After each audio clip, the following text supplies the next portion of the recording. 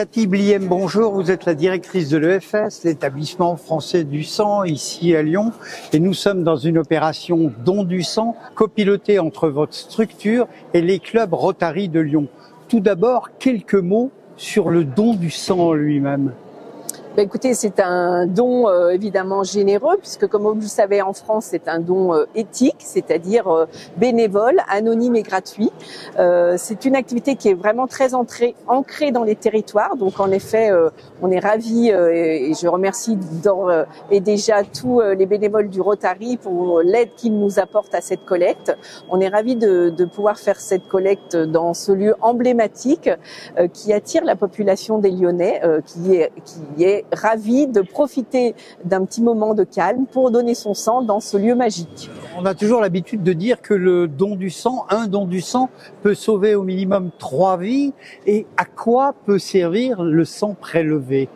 Alors, il faut savoir qu'en France, il faut environ 10 000 dons de sang par jour pour soigner les malades. Et en effet, quand on donne son sang total, on peut fabriquer 3 produits. Un concentré de globules rouges, un concentré de plaquettes et du plasma. C'est pour ça qu'on dit qu'un don de sang peut sauver 3 vies.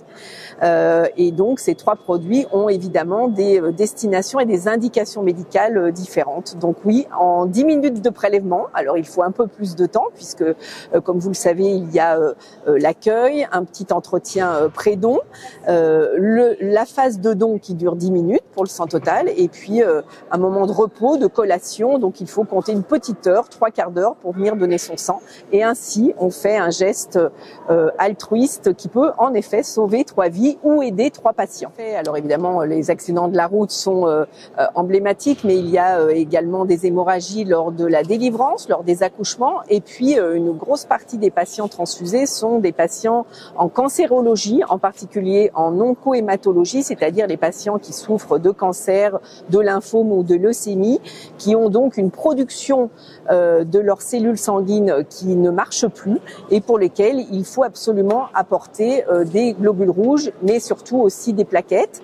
Et puis le plasma est un don très important qui peut se donner soit à partir du sang total, soit on fait ce qu'on appelle une plasmaphérèse, c'est-à-dire que là il faut aller sur un centre de l'établissement français du sang, à Lyon, à La Part-Dieu ou à Confluence pour venir donner son plasma. Ça dure un petit peu plus longtemps, à peu près 3/4 d'heure, et on ne vous prend que le plasma qui est riche en protéines, qui est riche en anticorps et avec lequel nous allons pouvoir produire en France, au LFB, des médicaments dérivés du sang, en particulier ce qu'on appelle les immunoglobulines. Ce sont des anticorps pour tous les patients qui ont des déficits immunitaires, c'est-à-dire qui ne sont pas capables de produire ces anticorps et qui ont donc leurs défenses immunitaires qui sont bien mises à mal. Donc vous voyez, le sang a de très nombreuses indications médicales, soit directement, soit indirectement par la production de ces médicaments. Votre conclusion sur ce partenariat, allez, soyons modestes, qu'on pourrait appeler gagnant-gagnant? C'est un partenariat exemplaire, comme je vous le disais, le don du sang est vraiment ancré dans les territoires. J'ai la chance de diriger un établissement français du sang en Auvergne-Rhône-Alpes avec une population qui est très généreuse sur 12 départements.